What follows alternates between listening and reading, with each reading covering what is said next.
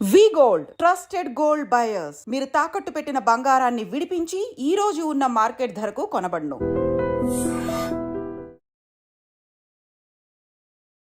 Hi hello నమస్తే, welcome back to iDream media. ఈరోజు మనతో ఉన్నారు సర్టిఫైడ్ ఫైనాన్షియల్ ప్లానర్ అయిన అనిల్ కుమార్ బచ్చు గారు. ఇక మార్కెట్ కరెక్షన్లో ఉన్నప్పుడు, డౌన్ ట్రెండ్లో ఉన్నప్పుడు కూడా కాస్త బెటర్గా పర్ఫామ్ చేసే స్టాక్స్ లాంటివి ఏమైనా ఉన్నాయో, అటువంటి సెక్టర్స్ కానీ ఏమైనా ఉన్నాయేమో తెలుసుకుందాం. Hi sir. నమస్తే అండి. యూజువల్లీ ఇది ఆడియన్స్ క్వశ్చన్. వాళ్ళు ఎప్పుడు ఏమడుగుతున్నారంటే, ఎక్కువగా మార్కెట్ కరెక్షన్లో ఉన్నా కూడా స్టేబుల్గా ఉండే స్టాక్స్, లేకపోతే ఆ టైంలో కూడా పెరిగే స్టాక్స్ ఏమైనా ఉన్నాయంటే డిఫరెంట్ సిచ్యువేషన్స్ బట్టి ఉంటాయని చెప్పేసి తెలిసినా కూడా మరి కొంతమంది జనరల్గా అడిగితే ఆన్సర్ ఏమొస్తుంది అని అనిల్ కుమార్ గారిని అడగండి అని చెప్పేసి స్పెసిఫిక్గా కామెంట్ చేయడం జరిగింది. సో ఏం చెప్తారు మీరు? జనరల్గా ఏంటంటే మార్కెట్స్ వరదలు వచ్చినప్పుడు అన్నీ కొట్టుకుపోతాయి. వెదర్ బరువు ఉన్న వస్తువులు అయినా సరే, లైట్గా అన్నీ పోతాయి. సేమ్ మార్కెట్ మంచి బుల్ కేసులో ఉన్నప్పుడు అన్ని స్టాక్స్ వెదర్ ఆ క్వాలిటీ ఉన్నా లేకపోతే పడిపోయినప్పుడు కూడా అంతే అన్నమాట. సో అలాంటప్పుడు కూడా అంటే మార్కెట్ పడిపోయినా కూడా మన ఏమంటే కొన్ని స్టాక్స్ ఎప్పుడు మనము కొన్ని ఎస్పెషలీ కొన్ని సెక్టర్స్ మంచి పర్ఫామ్ చేస్తాయి. వాటిని మనం డిఫెన్సివ్ సెక్టర్స్ అంటాము. సో ఈ డిఫెన్సివ్ సెక్టర్స్ యూజువల్లీ ఎట్లాంటి ఎగ్జాంపుల్ వన్ మేజర్ ఎగ్జాంపుల్ ఏంటంటే ఫార్మా అండ్ హెల్త్ కేర్. మనకి ఏమి జరిగినా, డబ్బులు ఉన్నా లేకపోయినా మన హెల్త్ అయితే ఆగదు. మనం వచ్చినా కూడా మళ్ళీ అవే కొనుక్కోవాలి. అందుకే so pharma health care markets irrespective of markets grow అయినా లేకున్నా యూజువల్లీ డిఫెన్సివ్ స్టాక్స్ మంచిగా పర్ఫామ్ చేస్తాయి. సో మనం 2025లో చూసుకున్నా కానీ హెల్త్ కేర్ మార్కెట్ నియర్లీ ఒక $372 బిలియన్ చేరుతుంది ఇండియాలోనే, with in the India, world wide కూడా అని స్టేబుల్ సర్వే చెప్తుందన్నమాట. సో అండ్ ఇందులో కూడా ఎక్స్పోర్ట్స్ మన ఎస్పెషల్లీ మన జనరిక్స్ ఏవైతే ఉన్నాయో, జనరిక్ డ్రగ్స్ ఎక్స్పోర్ట్స్ మనకు కన్సిస్టెంట్గా సేమ్ ఉండే అవకాశాలు ఉన్నాయి ఇండియన్ ఎక్స్పోర్ట్స్. అలాంటప్పుడు ఏంటంటే they are quite a few stocks మన ఇండియన్ కంపెనీస్ ఏవైతే ఎక్స్పోర్ట్స్లో ఉన్నాయో, సన్ ఫార్మా కానీ, డాక్టర్ రెడ్డీస్ కానీ, సిప్లా కానీ, ఇంకా మల్టిపుల్ స్టాక్స్ ఏవైతే ఎక్స్పోర్ట్స్లో ఉన్నాయో they will give you very good returns అనమాట. పొటెన్షియల్ ఈజీగా 15%, 12 to 15% CAGRతో గ్రో అయ్యే అవకాశాలు ఉన్నాయి. అండ్ రికవరీ, మార్కెట్ రికవరీ అయ్యేటప్పుడు 25 to 30% పెరగచ్చు, ఎందుకంటే ఆల్రెడీ కరెక్షన్ అయినప్పుడు అది కూడా కరెక్షన్ అయ్యాయి. బట్ ఇవి డిఫెన్సివ్ స్టాక్స్, ఇట్లాంటివి ఈజీగా పెరిగే అవకాశాలు ఉన్నాయి. మార్కెట్స్ ఇంకా పడిపోయినా వీటికి ఎటువంటి ఇబ్బంది ఉండదు ఇటువంటి సెక్టర్, ఫార్మా అండ్ హెల్త్ కేర్లో. అండ్ నెక్స్ట్ వచ్చేసి మనము FMCG స్టాక్స్, బికాజ్ కన్జంప్షన్ ఆగదు, మనం ఆకలి ఆగదు, మనం కన్జమ్ చేసేది మేబీ క్వాంటిటీ తగ్గుతుందేమో, బట్ క్వాలిటీ కంపల్సరీ కొన్ని వాడేటివి ఉంటాయి. సో సోప్ కానీ, టూత్పేస్ట్ కానీ, పౌడర్, ఇవైతే మనం ఆపం. సో ఇట్లాంటి ఫుడ్ కూడా. సో ఇవన్నీ కూడా మార్కెట్ ఎలా ఉన్నా సరే ఇవి 2025లో స్టిల్ FMCG సెక్టర్ ఈజీగా ఇండియన్ సెక్టరే $220 బిలియన్ అయ్యే అవకాశం ఉంది మొత్తం వరల్డ్ వైడ్. అందులో ఎస్పెషలీ మన అంటే మంచి పాయింట్ ఏంటంటే రూరల్ డిమాండ్ కన్సిస్టెంట్గా పెరుగుతూ ఉంది. యూజువల్లీ మన ఇండియన్ రూరల్ గ్రోత్ అవుతుందో అది వరల్డ్ మార్కెట్స్కి సంబంధం లేదు, ఎందుకంటే అది ప్రైమరీ ప్రొడ్యూసింగ్. రూరల్ డిమాండ్ వచ్చేసి agriculture driven, agriculture allied services వల్ల వచ్చే గ్రోత్ అనమాట, or food processing growth. Usually ఇది బయట డిమాండ్తో సంబంధం లేకుండానే మంచిగా ఉండే అవకాశాలు ఉన్నాయి. సో అందుకోసమే ఇవి యూజువల్లీ వాళ్ళ దగ్గర డబ్బు ఉన్నప్పుడు FMCG companies are the first beneficiary. అందుకే మన ఇండియన్ FMCG ప్రెడిక్షన్స్ అన్నీ చాలా బాగున్నాయి. అండ్ ఇక్కడ టాప్ స్టాక్స్ ఆబ్వియస్లీ అందరికీ తెలిసిన HUL కానీ, ITC కానీ, నెస్లే ఇండియా కానీ, ఇంకా చాలా చిన్న medium size companies, small companies which have potential. FMCG sector is a good, ఏమంటారు, మంచి సెక్టర్. ఇట్లాంటి మార్కెట్ డౌన్ ట్రెండ్లో ఉన్నప్పుడు కూడా మంచిగా పర్ఫామ్ చేస్తుంది. ఈజీగా రికవరీ అయితే మార్కెట్ రికవరీ టైంలో 15 to 20% ఈజీ గ్రోత్ అనమాట.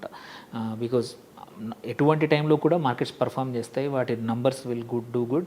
అండ్ కొంచెం రికవరీ కనబడింది, అటువంటి టైంలో నంబర్ వచ్చిందంటే ఇటువంటి stocks returns are much higher అనమాట. దెన్ వన్ మోర్ సెక్టర్ అంటే ఇట్లాంటి డిఫెన్సివ్ కరెంట్లీ జరుగుతున్నది అంటే renewable energy sector. Could be సోలార్లో కానీ, మరి ఈవెన్ అదర్ రెన్యూవబుల్ ఎనర్జీ సోర్సెస్లో ఉన్న వాటి కంపెనీస్ కూడా.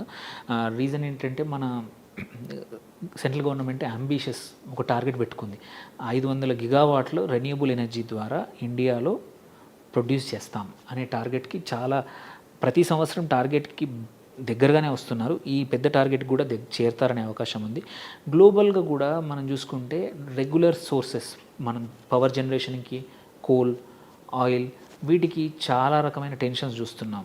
సో అలాంటప్పుడు ప్రైజింగ్ ఎక్కువ అవుతుంది. అలాంటప్పుడు కన్సిడరింగ్ దట్ ఆల్టర్నేట్ ఈ రెన్యూబుల్ ఎనర్జీ ఏదైతే ఉందో మేజర్ అయిపోయాయి. అండ్ ఇందులో మన కేసులో అదాని గ్రీన్ కానీ మళ్ళీ ఊర్జా గ్లోబల్ ఇంత మనము ఒక penny stock, but it's also good scope ఉన్న కంపెనీ. టాటా పవర్ కానీ, సో మల్టిపుల్ కంపెనీస్ ఉన్నాయి రిన్యూవబుల్ ఎనర్జీ స్టాక్స్, ఇంకా స్కోప్ ఉంది. వీటిలో ఈజీగా 20-25% రిటర్న్ వచ్చే అవకాశాలు ఉన్నాయి. కొన్ని అయితే 2 to 3x కూడా వచ్చే అవకాశాలు ఉన్నాయి. సో కొన్ని కంపెనీస్ ఏవైతే మంచి డెట్ టు ఈక్విటీ రేషియోస్, అంటే నియర్ డెట్ అనేది లేని కంపెనీస్, వాటి ప్రోడక్ట్లో వాటి సర్వీసెస్లో ఉన్న ఆ మెయిన్ వాల్యూ అనేది వాటి యూజ్ కేసు వాటికి ఆ స్ట్రెంత్ ఇస్తుంది. ఎస్, గ్రోత్తో పాటు వాటికి మార్కెట్ సిచ్యువేషన్ కూడా బాగుందన్నమాట. వాటికి రీన్యూబుల్ ఎనర్జీ కంపారిజన్ ఏంటి, కాంపిటీషన్ ఏంటి, ట్రెడిషనల్ ఫ్యూయల్ సోర్సెస్ అవి ఇప్పుడు ఏమైనా యుద్ధం వచ్చినా వచ్చినా, ఇప్పుడు రష్యా యుక్రెయిన్ అప్పుడు ఇట్లాంటప్పుడు ప్రైసింగ్ పెరిగే అవకాశాలు ఉన్నప్పుడు వీటికి అటువంటి ఏమి లేకుండా ఇమ్యూనిటీ, సోలార్ పవర్కి ఎటువంటి ఇబ్బంది లేదు, దానికి ఎటువంటి ముడి సరుకు ఏమీ లేదు. సో అలాంటప్పుడు ఈ కంపెనీ స్టేబుల్గా రిటర్న్స్ ఇచ్చే అవకాశాలు ఉన్నాయి. ఇంకొకటి obviously banking and financial services, considering especially ఇప్పుడు కరెక్షన్ అయ్యాయి చాలా బ్యాంక్స్ అండ్ స్టాక్స్ ఇవన్నీ కూడా, ఈవెన్ ఎఫ్ఎంసీజీ మన ఎన్బిఎఫ్సి స్టాక్స్ కూడా. అలాంటప్పుడు మంచి తక్కువ వాల్యుయేషన్లు దొరుకుతున్నాయి. అండ్ ఎస్, ఆర్బీఐ రేట్ తగ్గించవచ్చు, ఇంట్రెస్ట్ రేట్ తగ్గడం వల్ల వీటిది తగ్గిన క్రెడిట్ గ్రోత్ పెరుగుతుంది. క్రెడిట్ గ్రోత్ పెరగడం అంటే దానివల్ల వీళ్ళకు రెవెన్యూ పెరుగుతుంది అనమాట. దో ఇంట్రెస్ట్ రేట్స్ తగ్గినా కానీ ఇన్ఫ్లేషన్, మన ఇంట్రెస్ట్ రేట్ తగ్గడం వల్ల ఆబ్వియస్లీ జనాలు మళ్ళీ అప్పులు ఎక్కువ తీసుకుంటారు. అప్పులు ఎక్కువ తీసుకుంటే వీళ్ళకి ఇంట్రెస్ట్ రెవెన్యూ ఎక్కువ వస్తుంది. సో ఇందులో obviously most of the private company banks ఏవైతే ఉన్నాయో మంచి యాసెట్ క్వాలిటీ బాగా చూపిస్తూ, ఎన్పిఏ తక్కువ చేస్తూ పర్ఫామ్ చేస్తున్న stocks will be rewarded. Example HDFC అనుకోండి, కోటక్ మహీంద్రా బ్యాంక్ కానివ్వండి, మళ్ళీ యాక్సిస్ కానీ, మల్టిపుల్ ఏవైతే స్టాక్స్ ఉన్నాయో ప్రైవేట్ స్పేస్లో ఎస్పెషల్లీ ఈజీగా 15-20% రిటర్న్స్ కన్సిస్టెంట్లీ ఇచ్చే అవకాశాలు ఉన్నాయి. అండ్ రికవరీ అయినప్పుడు 25-30% కూడా గ్రో అయ్యే అవకాశాలు ఉన్నాయన్నమాట. So banking and financial sector, especially కొన్ని ఎన్బిఎఫ్సిస్ ఏవైతే కరెక్ట్ అయ్యాయో ఈ టైంలో, they will be very good targets to buy అనమాట. లాస్ట్ వచ్చేసేసి gold and metal sector, especially the way gold పెరుగుతుంది మార్కెట్లో. సో ఇది సేఫ్ హెవెన్. గోల్డ్ అంటే ఓన్లీ గోల్డ్ కొనాల్సిన అవసరం లేదు. గోల్డ్ బిజినెస్లో ఉన్న కంపెనీస్ కావచ్చు, గోల్డ్ మైనింగ్లో ఉన్న కంపెనీ కావచ్చు, అదర్ మెటల్, సిల్వర్ కూడా మంచి పెరుగుతున్న యాసెట్. అట్లాంటి ప్రాసెసింగ్ ఉన్న కంపెనీస్ కూడా, వాటికి కూడా ఫ్యూచర్ బాగుండే అవకాశాలు ఉన్నాయి. సో ఎస్పెషల్లీ గోల్డ్ డిమాండ్ పెరిగింది. సో అండ్ రేట్లు కూడా పెరిగాయి కాబట్టి, టారిఫ్ వార్స్ వల్ల కూడా అందరూ గోల్డ్ వైపు వస్తున్నారు కాబట్టి, ఎగ్జాంపుల్ టైటన్ అయితే గోల్డ్ రీటైల్లో ఉంది. అట్లాగే చాలా కళ్యాణ్ కానీ మల్టిపుల్ ఏవైతే గోల్డ్ బిజినెస్లో ఉన్న కంపెనీస్ని కొనొచ్చు. కొన్ని గోల్డ్ మైనింగ్లో ఉన్న కంపెనీస్, రిఫైనరీస్ ఉన్న కంపెనీస్ కొనుక్కోవచ్చు. ఇక్కడ కూడా పొటెన్షియల్ ఈజీగా 10-15% స్టేబుల్ రిటర్న్స్ రావచ్చు. And stability is the key అనమాట. ఇక్కడ ఏంటంటే నిజంగానే ట్రూలీ డిఫెన్సివ్, వేరే పడిపోయినా కానీ వీటి స్టాక్స్ మాత్రం స్టేబుల్గా ఉండే అవకాశాలు ఉన్నాయి. సో వీటిని ఈ సెక్టార్స్లో మార్కెట్స్ పడినప్పుడు జనరల్లీ చేయొచ్చు. ఇప్పుడు కూడా ఇందులో మంచి స్టాక్స్ ఏవైతే ఆల్రెడీ అండర్ వాల్యూ, ఇంతకుముందు లెట్సే 40 దగ్గర 50 PE దగ్గర మల్టిపుల్స్ దగ్గర ట్రేడ్ అవుతున్న స్టాక్స్ ఇప్పుడు కరెక్షన్ తర్వాత 15 or 20 or 30 దగ్గర ఉంటే it is a good time. Because in no time market recovery అయినప్పుడు మళ్ళీ ఆ 30-40 దగ్గరికి వెళ్ళిపోతుంది. సో అప్పుడు మీ రిటర్న్స్ అనేది తొందరగా వచ్చే అవకాశాలు ఇట్లాంటి స్టాక్స్లో.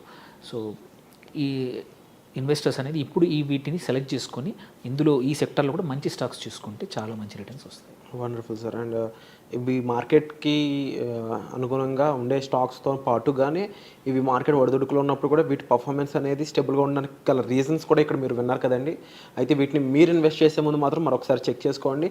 అలాగే ఒక పర్సనలైజ్డ్ అడ్వైస్ కూడా తీసుకోండి. అండ్ వచ్చే ఎపిసోడ్లో మళ్ళీ కలుద్దాం. అనిల్ కుమార్ బచ్చు గారు చెప్పిన ఈ విషయాలపై మీ అభిప్రాయాన్ని కామెంట్ సెక్షన్లో చాలా క్లియర్గా మెన్షన్ చేయండి.